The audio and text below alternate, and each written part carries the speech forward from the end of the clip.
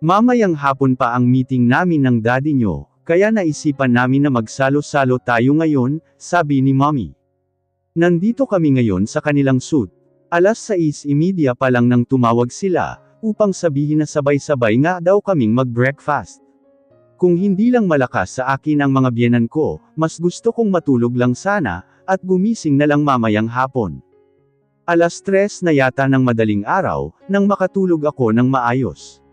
Ang kulit ni Aaron. Hindi talaga niya ako tinantanan sa pangungulit. Masakit daw ang katawan, pero nakailan din naman siya. Mukha siyang masaya at punong-puno ng energy ngayon. Samantalang pagod naman ako, at mahapdi ang mga mata. Pero hindi naman matatawaran ang saya ng aking puso. Nakagat ko ang aking labi, dahil naalala ko na naman ang ginawa namin ni Aaron. Nakangiti si mommy, habang nakatingin sa kamay kong nakapatong sa mesa, na hawak ni Aaron. Ang ganda naman ng simula ng umaga namin ng daddy nyo, sabi ni mommy habang ang mga mata, ay nagniningning. Mahina akong tumawa at tumingin kay Aaron, na malambing na nakatingin sa akin. Pinisil ko naman ang kanyang pisngi. At siya naman ay bigla na lang akong hinalikan. Nailang tuloy ako dahil kasama namin ang mga in-laws ko. Tumatawa ang mga ito, at sinasabi na baby na daw ang sunod. Bago matapos ang breakfast, napunta sa negosyo ang pag-uusap nila.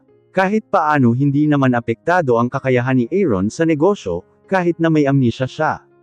Madami siyang mga idea na sineshare sa kanyang ama, sa tuwing tinatanong siya.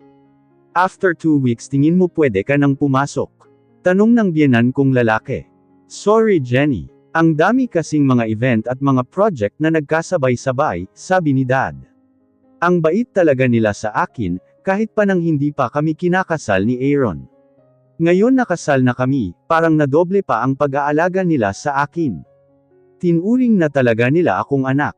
Ayos lang po Dad. Kung kaya na po ni Aaron bumalik sa trabaho, it's his decision po.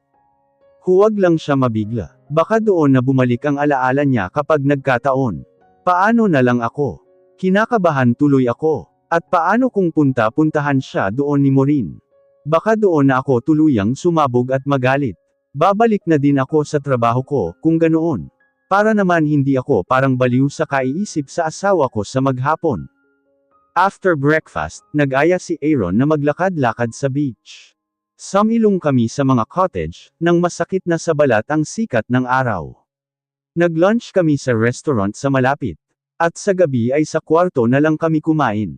Mauna na akong maligo, palm ni Aaron, habang ang mga mata at labi ay may sinusupil na nakakalokong ngiti. Pumalatak ako at nailang-iling. Mukhang may pinaplano na naman siya. Sasakit na naman ang katawan ko. Mas naging malambing pa si Aaron, siguro dahil sa nangyari sa amin kagabi. Panay ang akbay niya sa akin. Ang kamay ko ay halos hindi din niya mabitawan sa maghapon, kaya ang saya-saya ko. Hindi na nabura ang ngiti sa mga labi ko, mula pa kaninang paggising namin. Lumabas siya ng banyo na naka-bathrobe lang, at mukhang wala na namang planong magdamit. Magbihis ka na. Sa halip na kumuha ng damit sa cabinet, naupo siya sa gilid ng kama. Maligo ka na, utos niya sa halip. Plano ba niya akong lampuhin? Sige na nga, minsan lang naman to. Ngayon lang siya nagkaroon ng atraksyon sa akin, kaya sulitin ko na. Total the feeling is mutual naman. I want him again. Nakauwi na kami ngayon ng Pinas. And next week babalik na si Aaron sa trabaho. Nasa study room siya ngayon, at kausap niya ang kanyang daddy at tito tungkol sa business. Nandito naman ako sa silid. Hawak ko ang aking tablet. Shini-check ang maliit na business ko, na halos mapabayaan ko na nitong nakaraan, dahil sa mga nangyari. Kahit paano may kinikita pa din naman ito, dahil sa 10 active na reseller ko. Ako yung tipo ng tao na mahilig mag-explore. Kapag may nakikita ako na mga viral or trending sa social media. Nako curious ako. Ang ginagawa ko, inaaral ko ito ng mabuti. Kapag napag-aralan ko na, nag-i-invest ako sa negosyong ito. Hindi naman malaki ang nilalabas kong pera. Just the minimum amount for starter, para kapag hindi naging successful, hindi gaanong nakakapanghinayang. Natutunan ko ito noon kina daddy at mommy. Namiss ko na naman sila. Lagi ko silang naiisip ngayon, lalo at may kaba at takot akong nararamdaman. Kung buhay pa sana sila, may matatakbuhan ako sa mga ganitong pagkakataon. Pumasok si Aaron sa silid. Nakangiti siya sa akin, at pabiro pang kinalas ang unang butones ng kanyang polo. Nakadalawa ka na kagabi nangingiting sabi ko. Tumawa naman siya, magbihis ka, mag-date tayo, aya naman niya na kinasaya ko. Talaga, mabilis na din akong bumaba ng kama, para makapagbihis. Bago pa man magbago ang isip niya.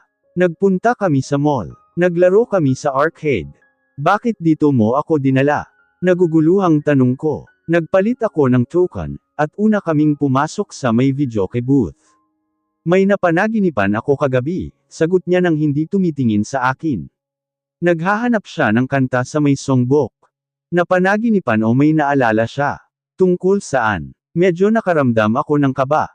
Alam kong magandang bagay para sa kanya, na makaalala na siya ngunit magdudulot ito ng hindi maganda sa aming pagsasama. Inaaya niyo ako ng mga kapatid ko na mag-arcade. Hindi yun panaginip. Nangyari talaga iyon. Pero hindi ako sumama, dahil kailangan kong gawin ang project ni Maureen sa school. Nakakaalala na siya. May naaalala na siya tungkol sa akin. At sobrang lungkot ng mukha mo sa panaginip ko. Naiyak pa ako noon. Ang babaw, kaso bata pa lang talaga kasi ako, may gusto na ako sa kanya. Nasa elementary pa lang ako, gustong gusto ko na siya. Madalas ko siyang makita kapag may okasyon sa kumpanya nila, o kapag may lunch o dinner ang mga pamilya namin. Kaso hindi ko siya nakakausap.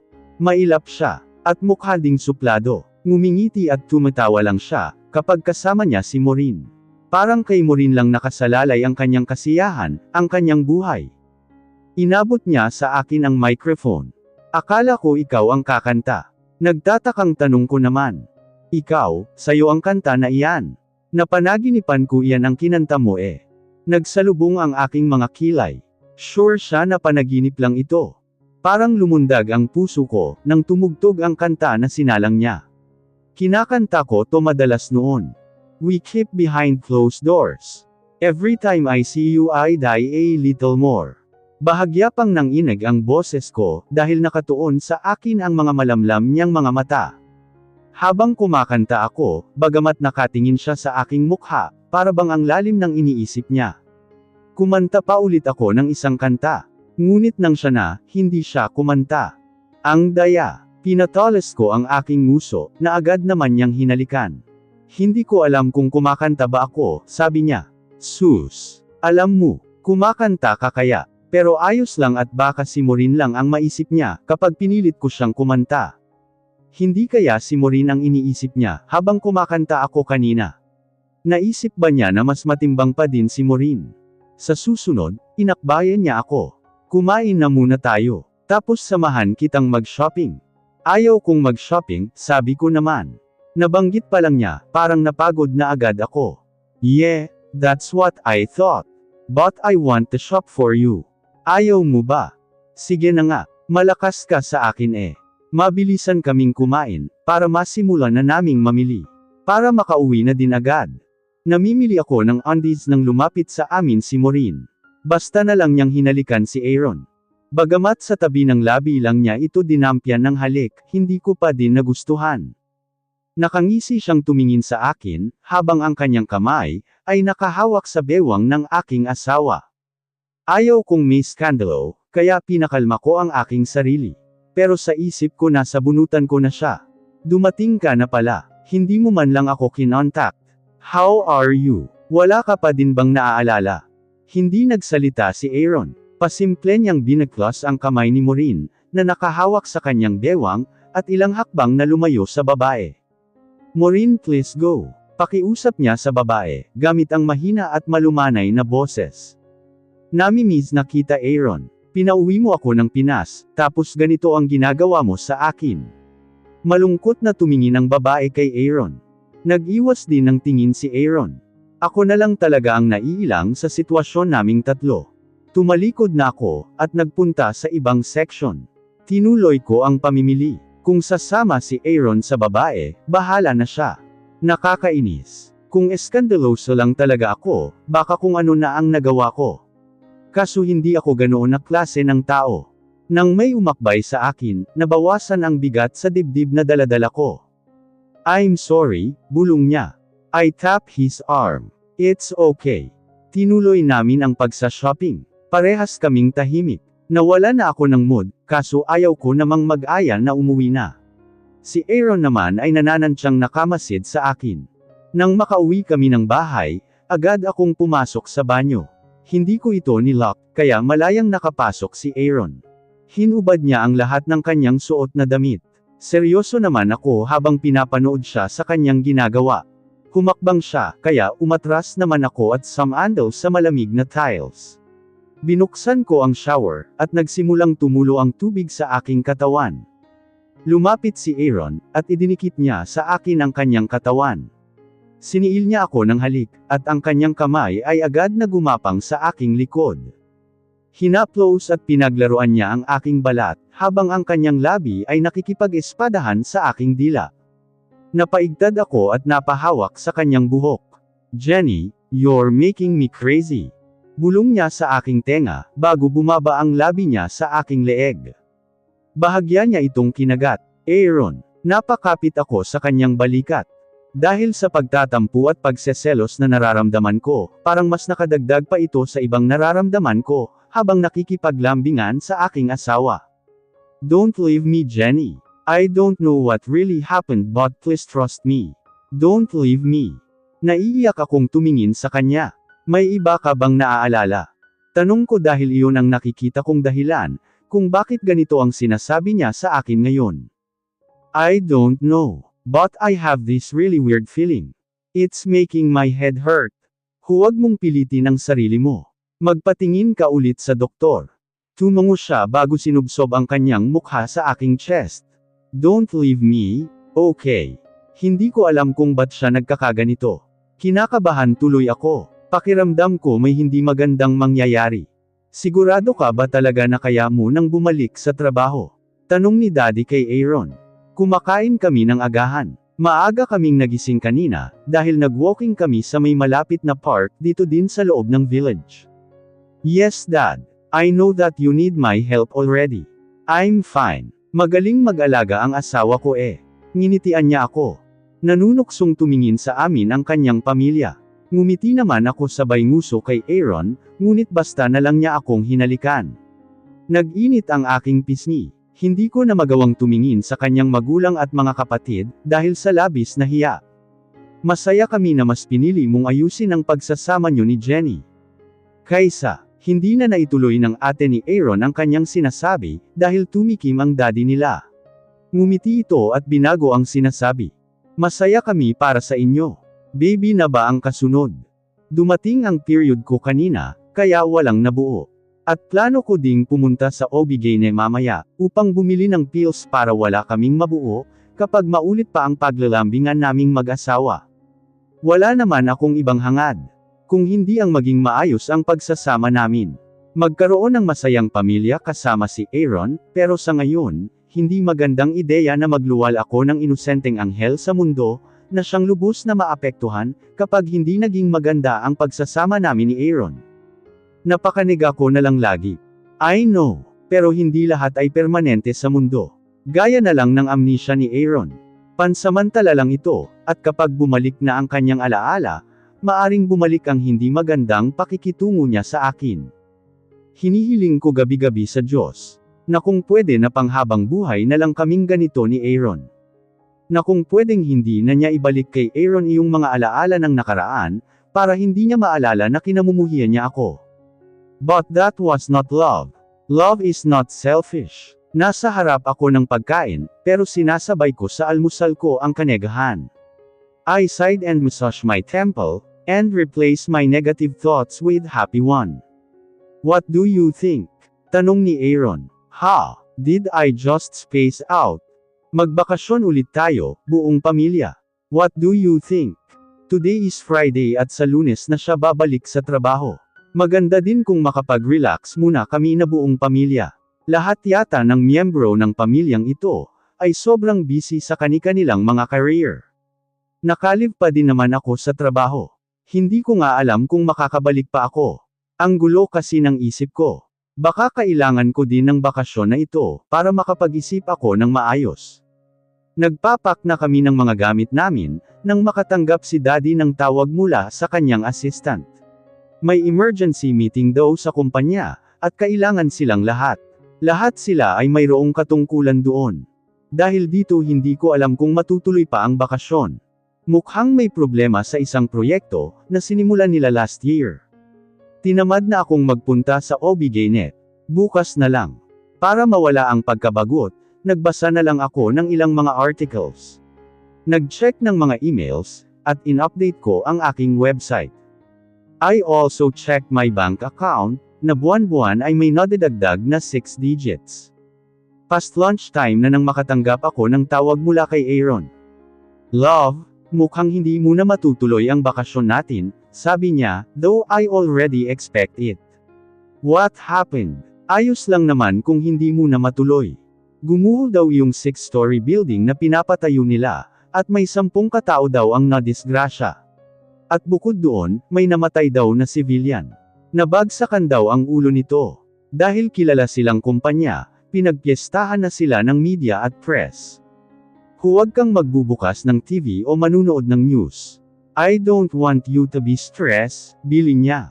That's so sad. Sige, I won't. Baka hindi ko din kayanin na makita ang nangyari. Hanggang anong oras kayo dyan? Dinalaw niyo na ba yung mga laborer sa ospital? How about yung civilian na namatay? Pupuntahan namin mamaya nina Daddy at Kuya. Sina Mommy at Ate ay uuwi na din maya-maya. Mauna ka na lang kumain mamayang gabi.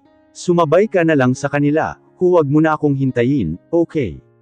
Sige, mag-iingat ka. Hinay-hinay lang, okay? Hindi ka pa gaano magaling. Baka mamaya sumakit na naman ang ulo niya. Yes babe. Ang dami mo namang tawag sa akin, reklamo ko. Ngumuso ako at umirap na para bang bata. Tumawa naman siya. Bye mahal. Inikot ko ang aking mga mata. Bye mister. Mag-ingat ka. I love you. Hindi siya sumagot, pero alam kong nakangiti siya ngayon sa kabilang linya. Hinalikan ko din ang phone. Matunog na halik. Ang sarap. Sabi niya kaya napahalakhak ako. Sige na. Nakakapanibago na wala sa bahay si Aaron. Nasanay na ako nakasakasama siya, mula nang magkaroon siya ng amnesia. Medyo nalulungkot at nababagot tuloy ako. Hindi din naman ako makatulog. Sina Mommy at Ate ay busy ngayon. Nagbi-brainstorm sila tungkol sa negosyo. Hindi naman ako gaanong makarelate, at makakasagabal lang ako sa kanila, kaya nandito lang ako sa kwarto. Pinipilit na maging productive. 8:00 na ng gabi. Tapos na kaming kumain. Hindi pa umuwi sina Daddy, Kuya at Aaron. Hindi din siya tumatawag o kaya nagtitext. Sana kumain na siya at baka mapaano siya, kapag nalipasan ng gutom. Tumunog ang aking cellphone, kaya nagmamadali ko itong dinampot mula sa mesa. Akala ko si Aaron ang nag-text, ngunit ang kaibigan ko lang pala. May sinend daw siya sa messenger ko na link ng isang video. Ano to scandal? Reply ko sa kanya. Baka mamaya pinagtitripan na naman ako. Tingnan mo na lang. Sabi naman niya. Nagpunta ako sa messenger, at pag-click ko sa link agad bumungad ang interview ng mga press kay Aaron. Nasa labas sila ng site, kung saan nangyari iyong aksidente. Akala ko naman kung ano. Hindi ko na sana itutuloy na panoorin ang video, nang mapansin ko ang lalaking kasama ni Aaron. Ang daddy ito ni Maureen. Bakit niya ito kasama? Kasama ba ang ama ni Maureen sa proyekto na ta? Shareholder or investor?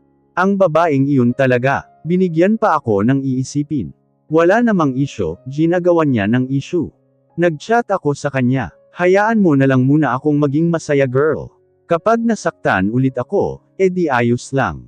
At least naranasan kong maging masaya sa piling ng aking asawa. Hindi mo pinanood hanggang dulo. Hindi na. Ayaw kong ma-stress. Sabagay, may stress ka nga naman kapag nakita mo si Maureen sa ospital. Dinalaw lang naman niya yung mga trabahador na naaksidente. Feeling misis ni Aaron lang. Halata ang iritasyon niya habang nagkukwento. Napaawang ang aking labi sa pagkabigla.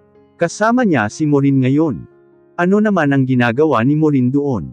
Hindi na ako nag-reply sa kaibigan ko. Binalikan ko yung video. May dugtong pa nga ang video. Samantala yung mga naaksidenteng mga trabahador, ay naabutan na ng tulong. Hindi ko na pinakinggan ang iba pang sinasabi. Para na din akong nabingi. Nagsimula akong makaramdam ng kakaiba. Si Maureen, dumalaw sa ospital. Kasama niya ang kanyang mga magulang. Nagbigay sila ng tag-isang basket ng prutas. Akala mo tatakbong may aura ang babae sa kanyang ginagawa. Nahadyap din si Aaron sa video. Wala doon sina daddy at kuya. Siya lang. Alam kong hindi ako dapat makaramdam ng inis, lalo pa at nagpunta sila doon para mag-abot ng tulong sa mga laborer, pero noong Maureen, maarte iyan eh. Masama ang ugali. Allergic siya sa mahihirap. Mukhang kanina pa ang video na ta. Nasaan na kaya si Aaron ngayon? Hindi pa din kaya siya uuwi? Magkasama pa din kaya sila ni Maureen? I was overthinking again. Naalala ko ang sinabi niya kaninang tumawag siya, na huwag akong manunood ng news. Mukhang ito ang dahilan kung bakit niya nasabi iyon. Ayaw niyang malaman ko, at ayaw niyang sabihin sa akin na magkasama sila ni Maureen. Parang sinusuntok ang aking puso. Maayos na kami ni Aaron. Hindi ako dapat makaramdam ng ganito. Hindi ako dapat mag-isip ng masama sa kanya. Alam ko, mas importante na ako sa kanya sa ngayon. Relax Jenny. Relax. Naligo ako para ma-relax na. Naligo ako para ma-relax ng kaunti. Pagkatapos ay bumaba ako, upang sa living room na siya hintayin. Mapapanatag lang talaga ako, at makakatulog kapag nakauwi na siya. 11:00 nang dumating siya. Magulo ang kanyang buhok, at ang ilang butones ng suot niyang button-down polo ay nakalas na. Mukha siyang pagod. Pagod na pagod. I feel pity on him.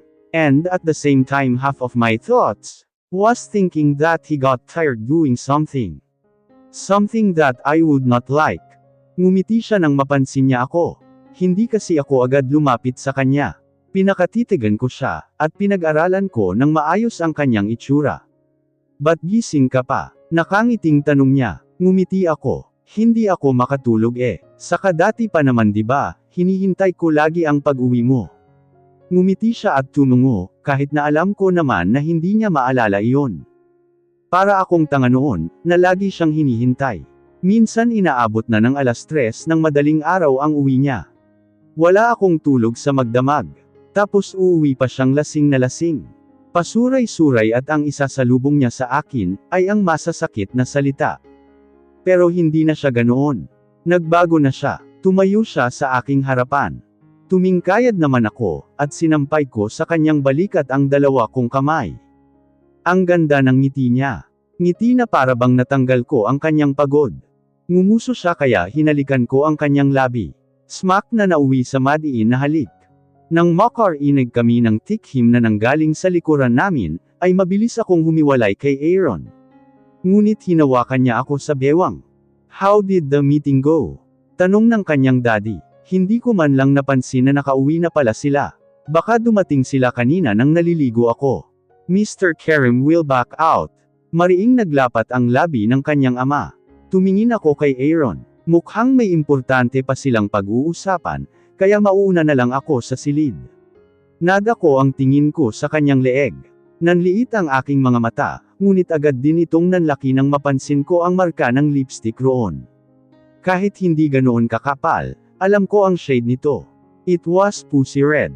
Kay Maureen galing ang marka ng lipstick sa kanyang leeg.